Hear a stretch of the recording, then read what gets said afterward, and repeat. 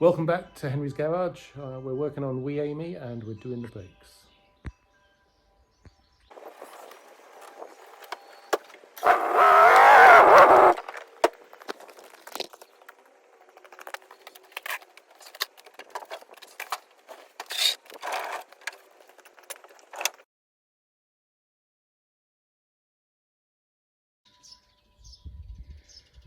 We're up on my folks. I've got 3 days to work on Wee Amy, and the plan on those 3 days is get the drum brakes on at the back, put in new brake pipes the whole way around,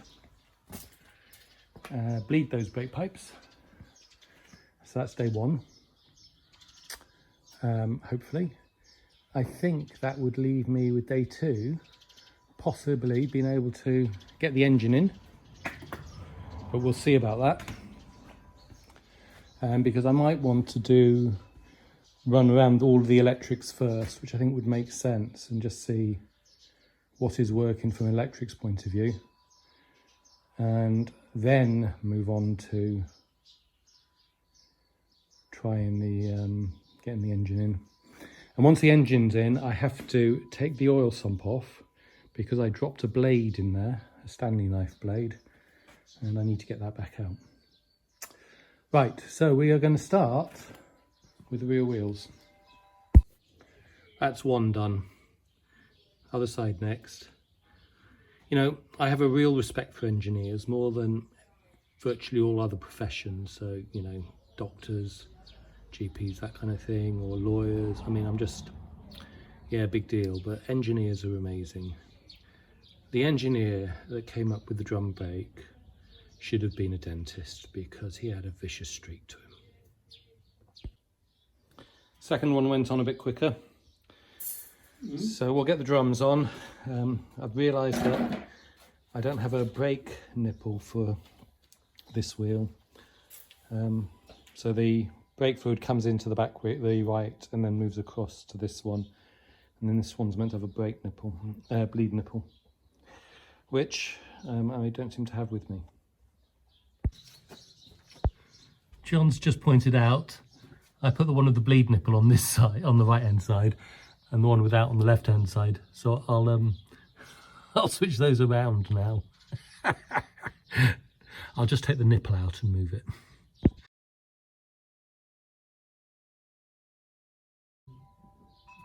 Right, I've swapped it over. There it is. But I have not got that in properly. The clip isn't on properly, as you can see most easily if you look at just there. You can see it's coming away, so I need to fix that. I have a 5-speed, and if you look at how these springs are meant to go on,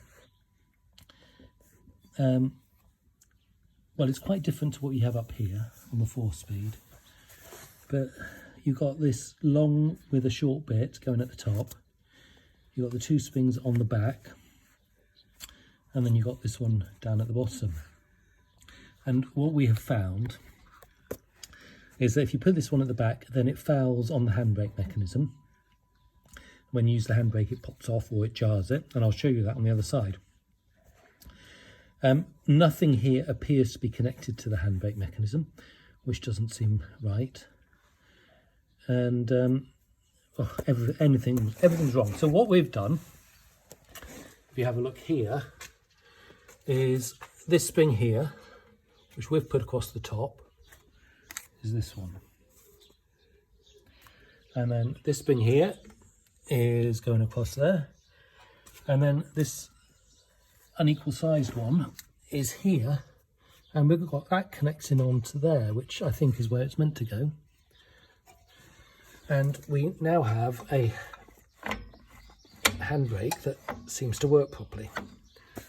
I'll show you what the other side looks like.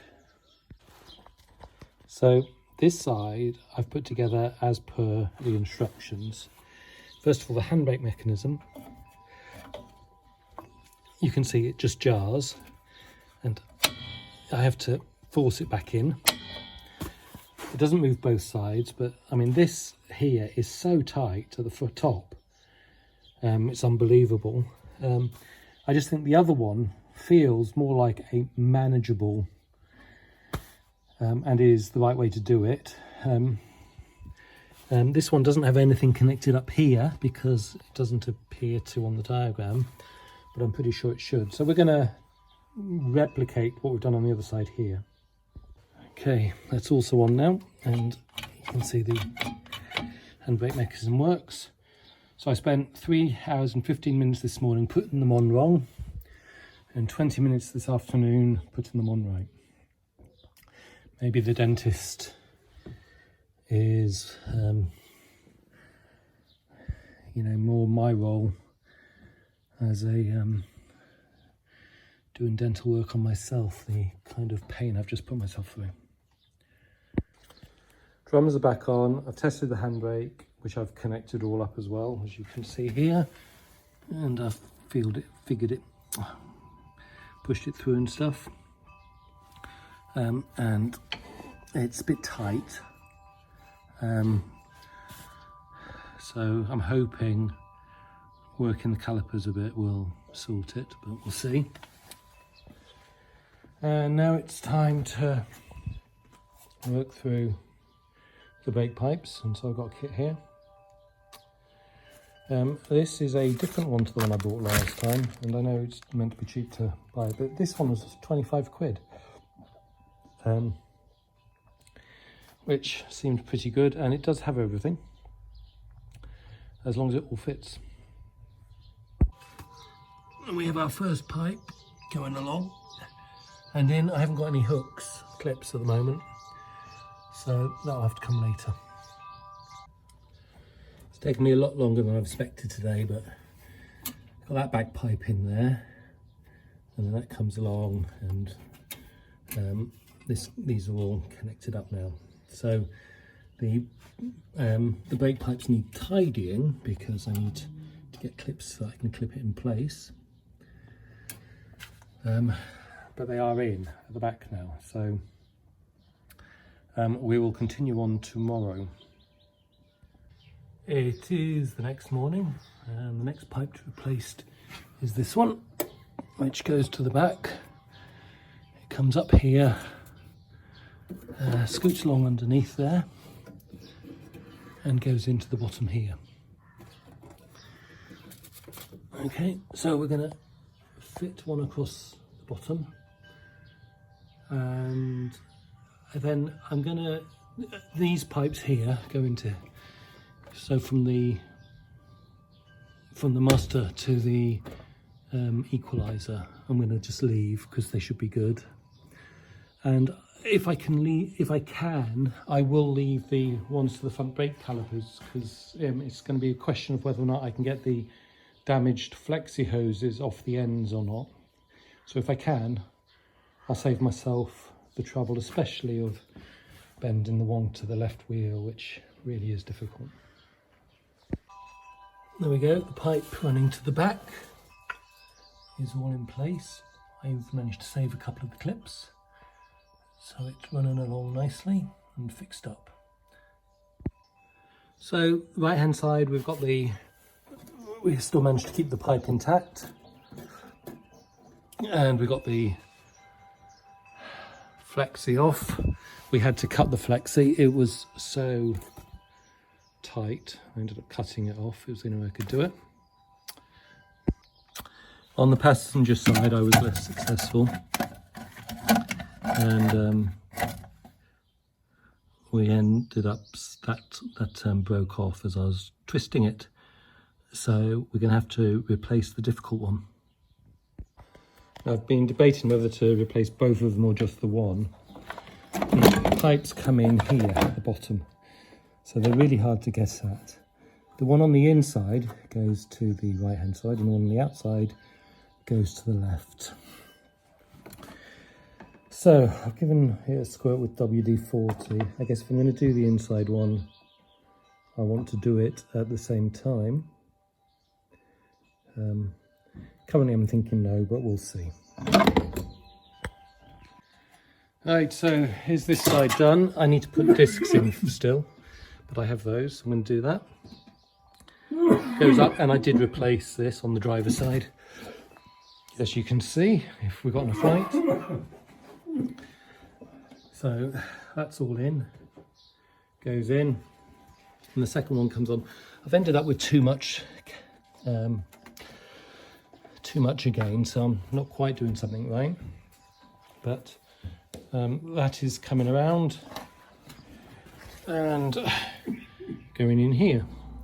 So we're going to put in some brake fluid. I'm going to put in the pads, and we're going to see if we get any leaks. So I've now installed pads on both sides, and during that time I've had no reduction in the amount of fluid. So I've opened up this so that there's air, somewhere for it to go, and air, and I'm going to try pumping the brake a bit. Right, so I've got fluid coming here now with no leaks. So I've topped it up again, and we're going to try to get fluid to the other one. Found a leak. Oh boy. Oh gosh, is that a second leak as well? I've got 2 leaks there. Blast, right, okay. Okay, fluid is in. The leaks have been fixed. We have bled the brakes. Front right is great, front left is great, rear right is great, rear left is not. So John's tried depressing the pedal with the drum off, and we're not getting any movement at all. So he was doing it very slowly, nothing, but he said he had less pressure against it than before. So anyway, so for those people that said just replace the brake calipers, you were right. So we're going to take the drums off again and just see if we can loosen that up without taking it off, and then we'll try again.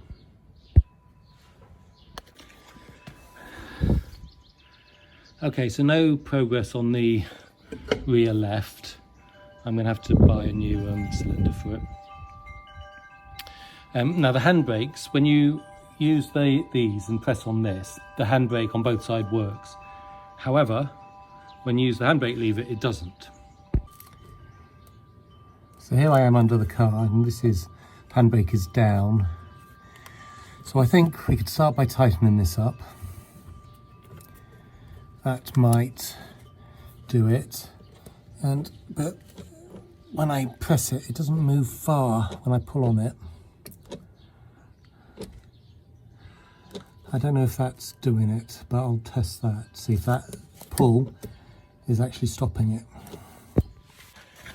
Okay, handbrake is on, and I can't turn either of the rear wheels. It wasn't the bit in the centre in the end.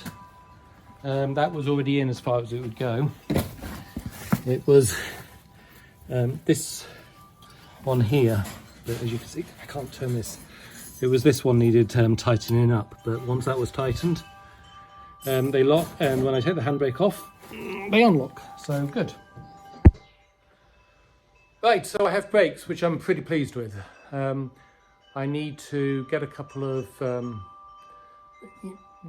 those little plastic bits that hold it in place for the pipes, particularly at the back. Everywhere else they seem okay. I managed to recover a lot.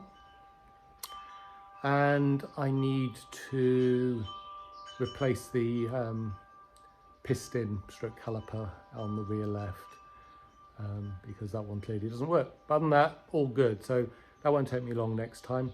And the important thing about this was I wanted the car to be in a position so that I can push it backwards and forwards for putting in the engine, which I should now be able to do. So that's good.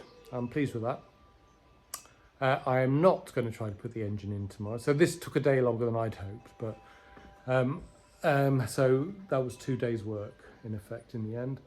with doing a few other things for my parents in between.